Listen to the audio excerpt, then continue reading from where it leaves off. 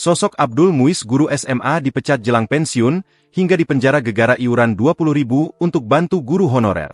Kami tidak keberatan, Bu. Uang yang 20.000 itu tidak seberapa dibanding dengan jasa mereka. Jadi harapan saya sebagai orang tua, kembalikan hak kedua guru ini. Mereka punya keluarga. Dan anak kami pun akhirnya sukses bisa selesai kuliah karena mereka. Sosok Abdul Muiz, guru SMA Negeri 1 Lu Utara, dipecat jelang 8 bulan lagi pensiun sebagai aparatur sipil negara, ASN. Abdul Muiz sendiri diketahui mengajar mata pelajaran sosiologi di sekolah tersebut, di mana Abdul Muiz sudah menjadi guru selama puluhan tahun. Mirisnya pengabdiannya tersebut berakhir begitu saja dengan kepahitan. Dirinya resmi diberhentikan dari status pegawai negeri sipil, PNS, berdasarkan putusan Mahkamah Agung, MA, yang telah berkekuatan hukum tetap. Melansir dari Kompas.com, Senin, 10 November 2025, putusan itu tertuang dalam MA nomor 4265K, PID Sus, 2023, tanggal 26 September 2023, dan ditindaklanjuti dengan keputusan Gubernur Sulsel nomor 80164-4771 BKD tentang pemberhentian dirinya sebagai guru ASN. Kasus yang menjerat Abdul Muiz bermula dari perannya sebagai bendahara Komite Sekolah SMA Negeri 1 Lu Utara pada 2018.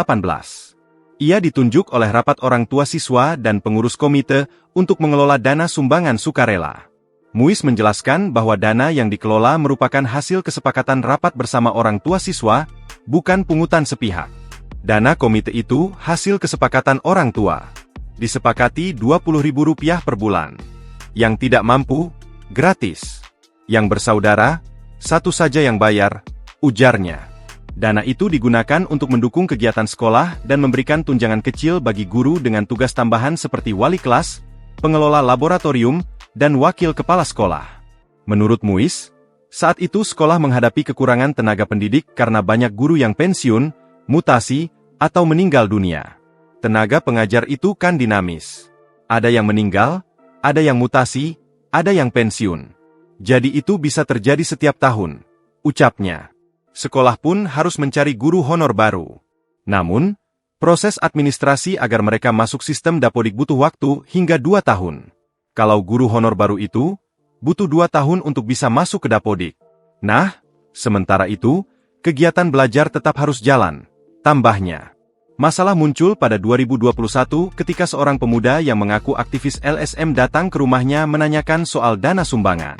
Anak itu datang, langsung bilang, "Benarkah sekolah menarik sumbangan?" Saya jawab benar, itu hasil keputusan rapat. Tapi saya kaget, dia mau periksa buku keuangan, tutur Muiz.